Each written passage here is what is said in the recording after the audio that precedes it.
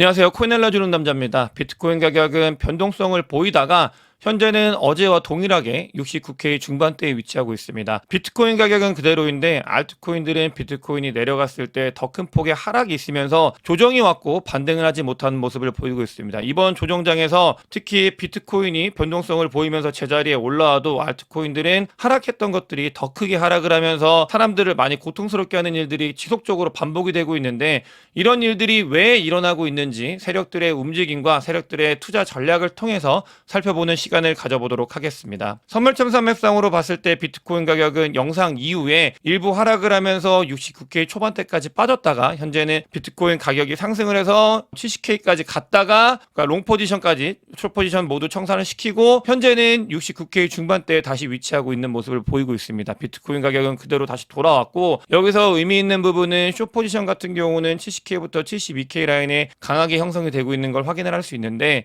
중요한 부분이 어제 오늘 사이에 68.5K 라인부터 롱 포지션이 많이 형성이 되고 있는 걸 볼 수 있습니다. 조금은 불편한 라인인데요. 이 부분 같은 경우는 선물청산맵의 단기 움직임을 봤을 때 이렇게 강하게 형성이 되면 이 부분을 늘상 한 번씩은 건들고 갔었기 때문에 조금은 불편한 지표가 발생을 하고 있는 걸 확인할 수 있고, 68.5K까지는 열어두고 우리가 봐야 되는 그런 지표라고 보시면 되겠고, 오더북상으로도 봤을 때 특징 중에 하나가 비트코인이 하락을 했을 때 보라고래 같은 경우는 지속적으로 매집을 해가고 있는 모습을 확인을 할 수 있습니다. 비트코인이 68K, 69K까지 내려왔을 때부터 보라고래는 매집을 시작해서 현재까지 매집을 멈추지 않는 모습을 보이고 있고요. 이런 움직임들, 이 축적이 비트코인의 방향성에 어떤 영향을 미칠지 살펴보면 좋을 것 같다라는 말씀을 드리고 싶고, 아까 말씀드렸던 68K에는 매수벽이 형성이 되고 있는 걸 확인을 할 수 있습니다. 68.5K와 68K 라인이 과연 건드는지, 이런 여부를 오더북과 선물청산맵상으로 지켜볼 수 있는 그런 지표들이 조금씩 뜨고 있다라고 보시면 돼요. 개인적으로 안 왔으면 좋겠는데 오더라도 68K 라인은 반드시 지켜줘야 되는 중요한 지지 라인이라고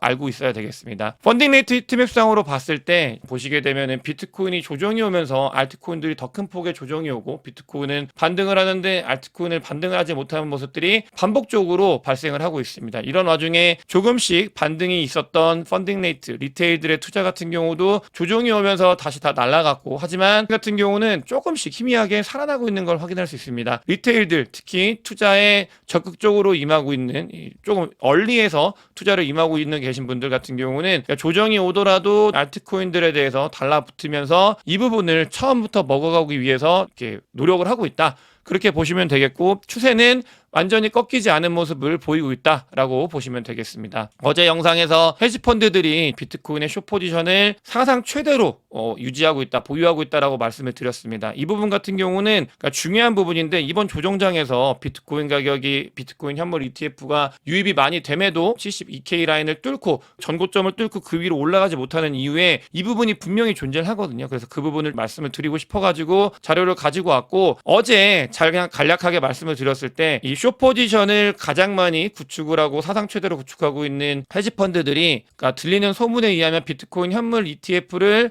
해칭 수단으로 현물을 매수하는 걸 해칭을 하고 있다라고 말씀을 드렸는데, 실제로 그런 지표들이 보여지고 있습니다. 이 부분 같은 경우는 시카고 선물거래소의 숏 포지션이 구축이 되고 있을 때 비트코인 현물 ETF의 자금 유입을 보게 되면, 그러니까 같이 올라가고 있는 걸 확인을 할 수 있어요. 여기서 두 가지인데, 첫 번째 같은 경우는 아까 말씀드린 것처럼 헤지펀드들은 숏 포지션을 구축을 하면서 해칭 수단으로 비트코인 현물 ETF를 매수를 하고 있다. 이게 첫 번째가 되겠고, 두 번째 같은 경우는 비트코인 현물 ETF의 전체 유입량 중에 해칭 포인트가 10에서 20%지 전부를 차지하는 건 아니다. 그러니까 데이터를 해석하는데 이런 바이어스가 있으면 안 되겠다라는 말씀을 드리는, 좀 조심스럽게 해석을 하자라고 말씀을 드리고 싶고, 이 두 가지 모두 다 염두하면서 정리하게 되면은 현재 조정장에서 비트코인이 72K, 73K 전고점을 뚫지 못하고 더 크게 올라가지 못하는 거, 비트코인 현물 ETF에 큰 유입이 있음에도 못 올라가는 건 헤지펀드들이 숏 포지션을 구축을 할 때 해칭 수단으로 롱 포지션을 구축하기 때문이다 라는 걸 아셔야 되고, 이렇게 구축을 하게 되면은 헤지펀드들은 비트코인의 가격이 오르든 내리든 상관없이 그냥 델타 뉴트럴 전략에 의해서 이 펀딩 피를 받게 됩니다. 양펀비이기 때문에 숏 포지션을 구축하게 되면은 숏 포지션을 구축했다는 걸로 이 양펀비의 펀딩 레이트만큼 수익을 얻게 되는데, 이런 전략이 비트코인의 가격과 상관없이 그냥 계속 돈을 벌 수 있는 전략이기 때문에 헤지펀드들은 이런 부분들을 유지를 하고 있고, 안타까운 건 이렇게 되면 될수록 비트코인의 변동성은 점점 더 줄어들 수밖에 없습니다. 이게 기관들이 비트코인과 코인 시장에 들어왔을 때 변동성이 줄어들게 할 수 있는, 테크니컬하게 기술적으로 투자를 하기 때문에 이 부분만 먹어도 수익이 나기 때문에 이게 숏 포지션을 많이 구축을 하고, 그러면서 현물로 해칭을 하면서 변동성을 줄여가면서 돈을 버는 기관들이 들어오기 때문에 비트코인이 올라가거나 이런 부분들이 조금 제약을 받고 있다. 안타까운 부분이고, 세력이, 월가가, 기관들이 너무나 돈을 버는 좋은 수단이기 때문에 앞으로도 이런 부분들은 지속적으로 발생할 가능성이 있습니다. 그들은 돈을 벌고 손해를 전혀 보는 게 아니기 때문에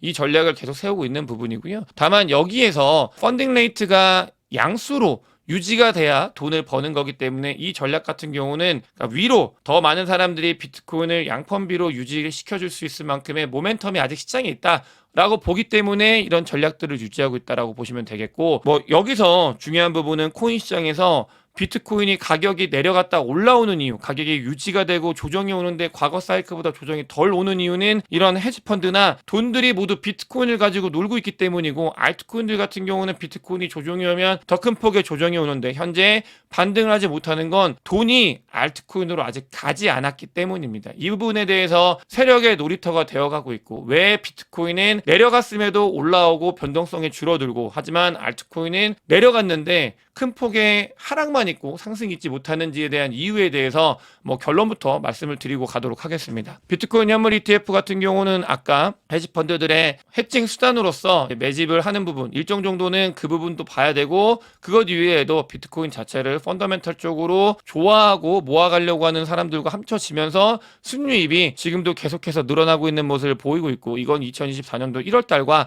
유사한 모습을 보이고 있다, 반복적으로 말씀을 드리고 있고요. 또 실제로 비트코인 현물 ETF는 안타깝게도 현재 비트코인의 가격과 너무 상관계수가 높습니다. 그만큼 비트코인이 오르는 건 비트코인 현물 ETF의 순유입이 있었을 때 반복적으로 발생을 하고 있는 모습을 보이고 있고, 이 모습 자체가 기관과 돈이 지금 현재 미국에 있는, 그리고 월가에서부터 비트코인으로 돈이 들어오고 있다라는 걸 인지를 해야 되는 그런 상황이다라고 보시면 되겠고, 현재 그럼에도 세력의 놀이터가 됐음에도 이 조정장이 끝나고 나면 그 모멘텀은 아직 살아있다라는 걸 확인할 수 있는 자료들이 분명히 있는데요. 보시게 되면 시장에서 거래소에서 비트코인을 사람들이 매집을 해가고 있는 모습이 포착이 되어가고 있습니다. 많이 매집을 해가고 있고, 특히 68K, 69K 왔을 때 매집을 강행하고 있는 모습을 보이고 있고, 쇼터몰더들이 아주 중요합니다. 불장이 됐을 때 2차 불장이 올라오기 위해서는 쇼터몰더들이 시장에 유입이 돼야 되는데, 이 쇼터몰더들이 새롭게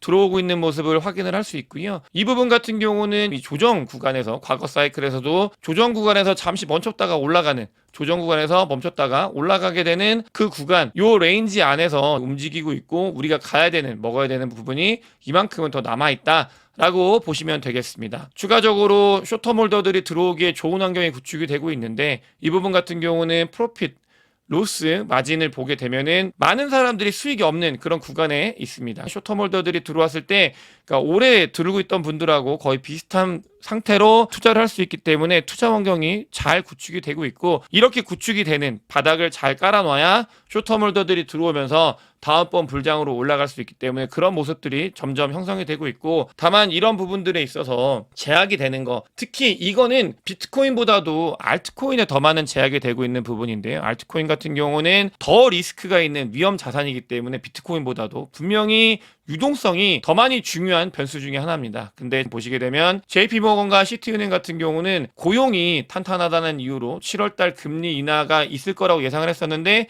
그걸 9월 이후로 보고 있고, JP모건 같은 경우는 보시게 되면 25bp 때문에 금리 인하를 올해 한 번만 할 거다 이렇게 예상을 하고 있고, 많은 IB들이 한 번에서 두 번 정도만 예상을 하고 있습니다. 대부분 다 한 번씩 예상을 하고 있고요. 시티그룹 같은 경우는 세 번이긴 한데, 도이체방크 이런 곳들, 골드만삭스는 두 번이고, 이렇게 한 번에서 두 번 정도 금리 인하를 예상을 하고 있다. 그 부분도 뒤로 기간이 밀리고 있다. 이런 부분들은 알트코인들이 돈을, 더 많은 유동성이 들어와야 알트코인 뜨거워지는데, 아직은 알트코인이 뜨거워지는 시기는 조금 더 뒤로 봐야 된다라는 생각을 가지고 있고요. 오히려 거시경제 상황에서는 경기 침체냐 아니면 소프트 패치냐 이런 이야기가 나오고 있습니다. 이 이야기가 나오는 거는 경기 침체가 오지 않고도 인플레이션이 잡히고 있는 모습을 보이고 있기 때문인데, 보시게 되면 인플레이션 때문에 금리를 급격하게 인상을 했는데 인플레이션이 계속해서 꺾여가고 있고, 특히 중요한 부분은 서비스 부분에서 그러니까 월급, 주급을 주는 부분들이 내려가고 있는 모습을 보이고 있습니다. 이런 부분들은 고용이 박살나는 것과 유사한, 그러니까 인플레이션에서 중요한 모습을 보이고, 특히 에너지 부분도 아시겠지만 떨어지고 있는 모습을 보이고 있습니다. 이런 부분들이 인플레이션을 자극하는 요소들이 점점 줄어들고 있다.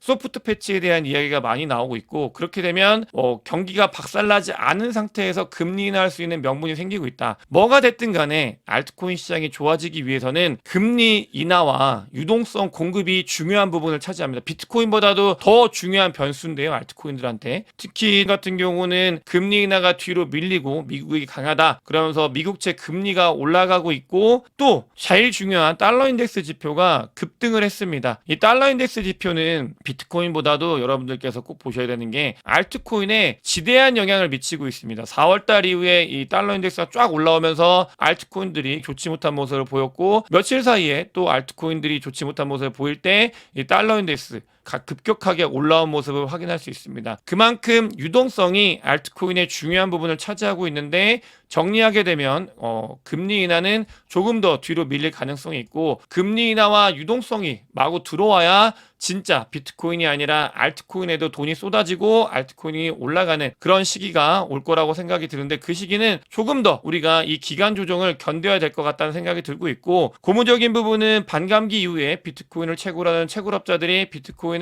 실제로 적게 채굴이 되고 있는 모습을 확인을 할 수 있습니다. 이 부분은 채굴업자들이 고래이기 때문에 중요한 부분이고요. 또 스테이블 코인의 서플라이, 어제도 말씀을 드렸습니다. 이 스테이블 코인들은 계속해서 증가 추세를 유지하고 있는 모습을 보이고 있습니다. 돈이 시장에 들어오고 있고, 그 부분이 지금은 비트코인을 향하고 있기 때문에 알트코인들이 고통스러운데, 그 부분이 조금만 지나고 나면 더 유동성이 많이 들어오면서 알트코인을 뿌려줄 수 있는 그런 계기가, 그런 시기가 다다를 수 있다 라고 보셔야 되겠고, 위클리 크립토 에셋 플로우 같은 경우도 대부분 다 비트코인이나 메이저 코인들일 텐데, 어찌됐든 간에 자금이 유입이 끊이지 않고 들어오고 있다. 이런 부분들을 우리는 고무적으로 봐야 되겠습니다. 정리하겠습니다. 비트코인의 변동성이 보이지 못했던 모습, 변동성이 줄어들었던 거는 헤지펀드들의 놀이터가 되었기 때문에 비트코인이 제한적으로 올랐었던 거고, 이 조정장에서는 어쩔 수 없습니다. 하지만 2차 불장, 조금 더 올라갈 수 있는 모멘텀이 조금씩 생겨나고 있는 부분들이 존재하고 있고, 알트코인들 같은 경우는 아까 말씀드린 것처럼 유동성이 더 많이 들어오고 비트코인에 몰려있던 돈들이 알트코인으로 뿌려지는 조금 더 뒤에 우리가 그걸 기대할 수 있다라고 말씀을 드리면서 오늘 영상 마치도록 하겠습니다. 영상이 도움이 되셨으면 구독과 좋아요, 많은 공유, 댓글, 제 멤버십에 큰 관심 부탁드리겠습니다. 영상 봐주셔서 대단히 감사합니다.